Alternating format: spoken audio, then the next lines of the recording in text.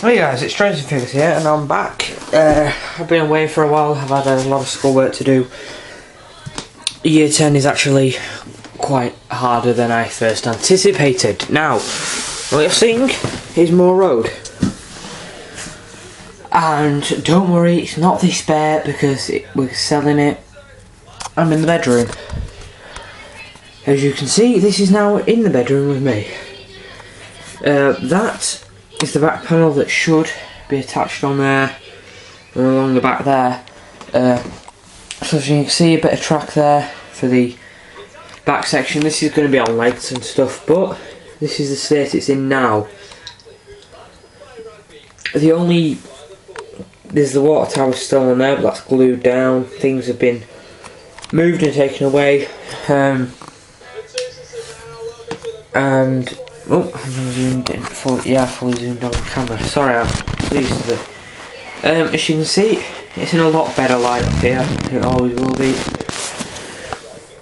And we've still got the lovely Moor Road. That's still intact. We've cut through it there, and the station is still all intact, and it cuts through to there as well. The signal, that's dead. That's gone. We've got no signal. Nobody on the platform, it's all bare, but I've still got a lot of work to do. Still got the points and everything. They're actually on point motors at the moment, and obviously I can't show you those in action because there is no power supply to the entire layout. Now I'm just going to bob the camera down a minute, as I have two items of rolling stock and one loco up here at the moment. Now the only two steam engines I have currently at work on this layout are the Castle class, which I think needs to be reprogrammed. I'm not 100% sure on that. It stopped working, and normally it stopped working when it needs to be reprogrammed. And then there's the pannier tank as well, which are all there. So these are the only three passive people are in there. You'll notice they don't have the NEMs, and this wagon, that's a chain link or 3-loop coupler. I don't know what they're called, I forgot. Yeah, they have those now. I'll show you on the brake ram, because that's got quite a bit of work. Still got the red lamp, I've painted up a guard in there.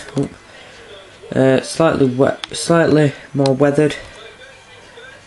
Just try and get it into better light. There we go. Bits of rust seat. Brilliant up here because you can see everything now. And then there's the coupler there. And here's the always faithful pannier tank. It's been the star of many of my videos, such as Life on the Rails. This was quite the star in that, especially in episodes 3 and 4. The back coupler, the hook and loop, that didn't go on too well. I glued it on and it was in position and stuff, but it's bent down and now it's been quite badly done. So I'm going to have to pull that off and do it again. And so the only working coupler was on the front, but as you'll see that's gone and it's actually in the truck. Oh, where is it? I think I see it. It's not focusing, but it is in there. Because obviously I can't reenact it, but you get the gist. I was shunting and accidentally accelerated rather than decelerated. It went bang straight in, knocked several wagons off and knocked the front coupler off at the same time. And that was the last working loco. Now it's been incapacitated. So yeah, we'll finally have Moor Road, the Moor Road layout in here. And now that's its official name. I never actually named it. The station was called Moor Road, but the layout never really had a name, and now it's called Moor Road. So that kind of makes sense, obviously. And like I said, there's several things missing, and there's a cobweb there. It's no spider. Spider decided to set up its home round the back of the engine shed, so I still have to get rid of that. But thankfully, there's no spiders in here, and there are in the cellar, so we won't have problems with those. It'll be a lot easier to maintain. It'll be much easier to, well, I say easy, it'll be more worth detailing because in this natural light that I get up here, I get loads of it. We'll be able to see every little detail that I put on, and amazingly there are trees falling, the signal's gone, the sheep are still alive. they've never had good luck. Now's their turn, but as you can see, this track is quite badly done to. Sorry if you can hear all that crap on the TV. I'll go turn it down in a minute. You can see the track has been quite badly done, bit battered. You know, I'll be right back. That is driving me nuts. I just have it on for noise. Really, I say noise. There's a bad thing. Noise is just, well, noise. I don't really know what to say really. Right, we're back. We're back, I'm back, here we are. Oh, I just pushed a button. I didn't want to push. Button, can you go away, button? There we go, it's gone. I pushed a button and something popped up. Yeah, as you can see, the track has been quite damaged. Around there it seems to be I said it seems to be alright. This entire thing has come off the ballasting, so that's going to need to be torn off, get rid of the ballast and replace it. So much work to be done. Get this back to the condition it was in, mind you. Down there it was in a pretty bad condition, bit of neglect on my part. I'm really sorry about that. Why am I saying sorry? But anyway, you know, I didn't intend for it to get to that stage. I did quite neglect it down there because it was just a pain in the ass to keep clean. You know, it was absolutely filthy. From my point of view, sometimes it just wasn't. Sometimes, you know, just to get things running, the amount of cleaning that was needed just didn't. Sometimes I just couldn't be bothered. It didn't seem worth it. But you know, it absolutely is to get this thing back. And yeah, brilliant water tower. That's still there. What was it? Oh yeah. As soon as this thing's back in condition, you can expect not an explosion of videos, but a fair few more amount of them. Now it's up here with all the light, and it does tend to be quite quiet up here, especially my brother's actually out at the moment. My dad's out working on a car, which I'm gonna we own two MG Midgets, which are classic cars. One of them my mum's currently using, which breaks down often, but it's just little things like petrol pipe loose or something that can just be quickly adjusted back on the road. And the other one's been turned into a frog-eyed Sprite, which I may do a video on just to see, so you guys can see it. But yeah, and my mum doesn't make a right lot of noise. She's just watching TV at the moment, I think, with her and maybe my little dog, who just sounds stuff watching TV. So it's nice and quiet. The only noise in here at the moment is me and the laptop, the fan on that. It's kind of just an update of all things. Star Wars figure collection, as you know, I do still collect them. I do have quite a few. That guy's, sorry, my hands are shaking like mad for some reason. That guy's my custom, that ARF trooper there. We've got Phase 1 Armoured Cody and Rex. New Season 4 Clone Trooper. And the Pond Bomb Squad. Forget who that guy at the back is in the train now. Forget who his name is. The new Season 4 Commander Cody. The Revenge of the Sith Commander Cody. Loads of Jedi like stuff, things like that. I don't know, that's just my little thing. I do collect them, but I don't get as many as I used to. Just time to time, really. Just something nice to look at, just furniture. Yeah, that's what collecting is, really, isn't it? Yes, I have decreed some engines to the cabinet in the cellar. I'm now calling it the Heritage Cabinet. There are some locos, for example, the 14XX is in there, and that will never run again, from what I can tell. I have no intention of running it. That's in the Heritage Cabinet. Besides, this layout really doesn't need a right lot of locos. I mean, obviously, as you know, there's the pannier tank, because that's Old Faithful, as I nicknamed it Old Faithful. Well, I've just actually nicknamed that right now. I'm going to get on with weathering that a bit more with paints, just to make it look absolutely filthy, really grubby, awful, mucky little thing. There's the Castle class. There's a project that I'm working on at the moment. I think it's nearing completion actually. We've been working on it for a while and then we stopped because we had too much on to work on it, me and my dad. So it just needs windows and painting, so you know it's got windows. So you will see that when the layout's up and running. When the layout's up and running, I'm gonna get on with fixing that because I don't want to get on with it and complete it and then not be able to run it at all. Well, can in the cellar on the big layout, but that's just pointless really.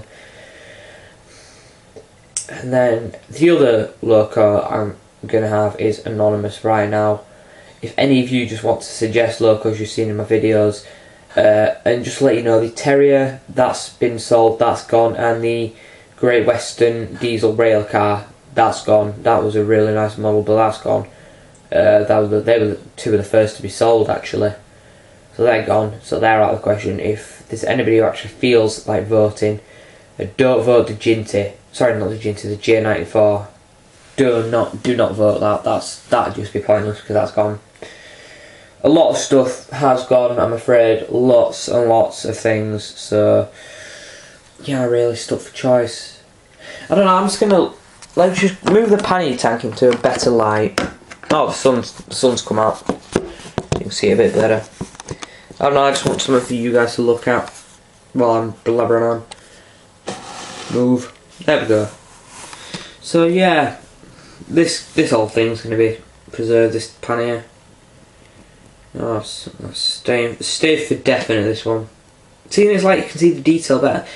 What's being picked up on camera, there's some of it, some detailing on loco you can't actually see on camera. Let's see in a minute. Focus. Oh, you can now have bits of brown and things and grey. Yeah, she still needs a lot of weathering. Never quite finished that actually. Yeah, I have saved some stuff. Actually, I'm still confused for the loco because they do need to be fitted with hook and loop couplers, and that's the problem with buying them. But I mean, the ones in the cabinet I don't really feel like taking out. I like to look on them, they're nice to have in the cabinet. So really for now, I don't plan to get any more locos running on this layout. So for now, we've just got the pannier and the castle glass, which is, like I say, need to be programmed. But as soon as this layout's up and running, the sooner it'll be loads better. And I might as well just show you guys this bunch of stuff. This I don't treat this like this. This is a DC thing. Got a train set there. Industrial freight. Yada yada yada. Blah blah blah. This is basically just my little off-video entertainment. Something I just like to faff around with. Something I just faff around with my mate, with my friends with. And I've got one of my friends, Backman 96. I still want to keep him being able to bring locos over and me being able to bring them over, which we're going to do. So that's why I've mainly got the track, so I can just set it up under the layout because it's going to be on support, so it'll be raised up. So I can set that track up underneath it, bob the controller on, and I've got a couple of, I think I've got 2 DC locos at the moment. Yeah, I've got 2. Why did I say I think? It's because I've got them stored somewhere where they'll be safe, but I have got 2 that I just faff around with. But so, and he can, Backman 96, he uses the Dynamis system. If you've seen his videos or he's mentioned it before, he does use the Dynamis. So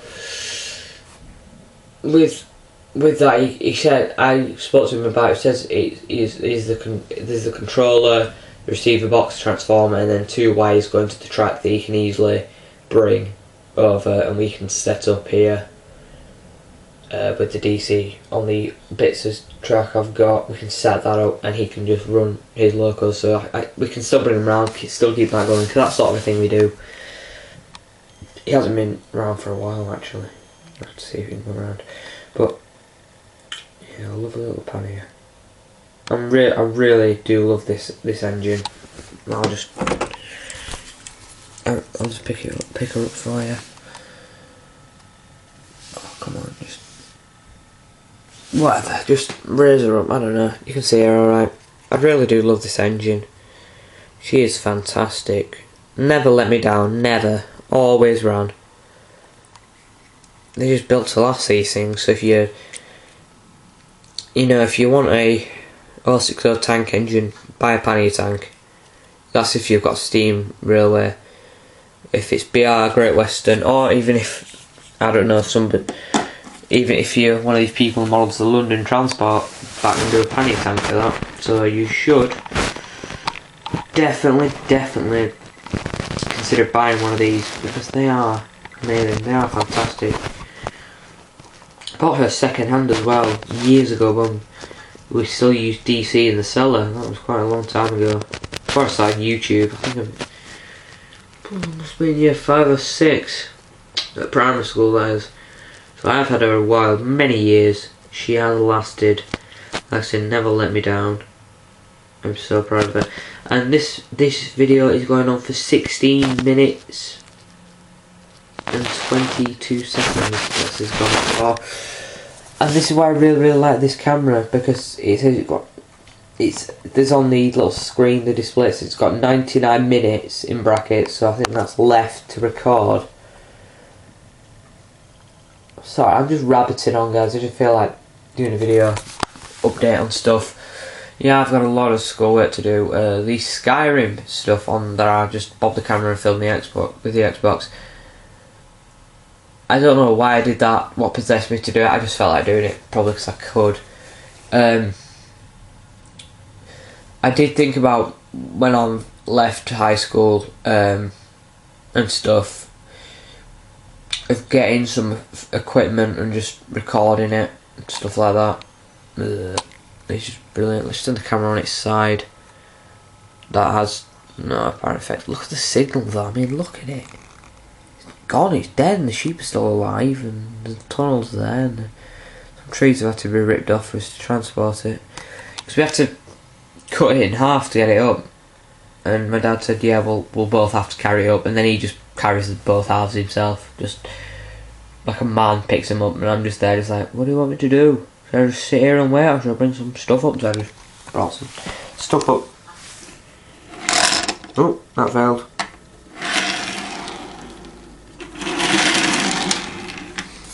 These things are brilliant, these hook and loops. They're quite fiddly. I'm still not used to them, but they look better because they're not coupled right now. Hold on, let me just. I haven't got an uncoupler device, so hold on. I'll have to put the camera down. I'll have to do this manual. I'll have to pick them up and tilt them. Just do it. There you go. Gently does it. These are right fine. They're actually quite resilient, and these are meant to have the spring-loaded system in them, but I cut the thing off and just glued them on because I don't need it. I mean, move pan here. Let's just bring these into the light. Look at that. I mean, just look at that. That is really good. And then if we're shunting them together. Look, let's say the Pannier tank comes in. Shunt them. They're just really nice and stuff, and they are just fantastic couplers. Really realistic, just brilliant. Now, if these wagon ones, that's actually quite a nice shot, that. Yes, you can look at the wagon for a bit. Just while I ramble on. These couplers, you can get in a pack. Now, with the loco ones, you get 4 in a pack. Yeah, because I've only got 2 locos fitted with them. And with the wagons, let me think. Coaches have one of each. Coaches. These 2.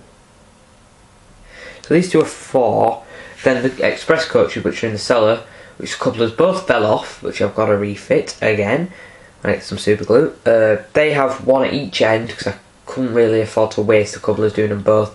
So they've still got 1 NEM coupler to couple them together, and then these really cool couplers, so the locos can be coupled to them. Couple was used a lot in the making of this video. So that's for them, and then I've got the North York Moors wagons, which again have an NEM coupler that were fitted, and then these cool couplers that I've got. So those together are 4. So you get about 8, if I can remember correctly. You get 8 in a pack for the wagon ones, which are these, and loco. I said you'd get the. Actually, I'll show you a loco one if you've not seen one before. Oh, I derailed it. Poo. This is my one of mine trimmed off because hold on, put it down because the coupler messed it up. It's messed up like it's, I don't know how. Come on, there you go.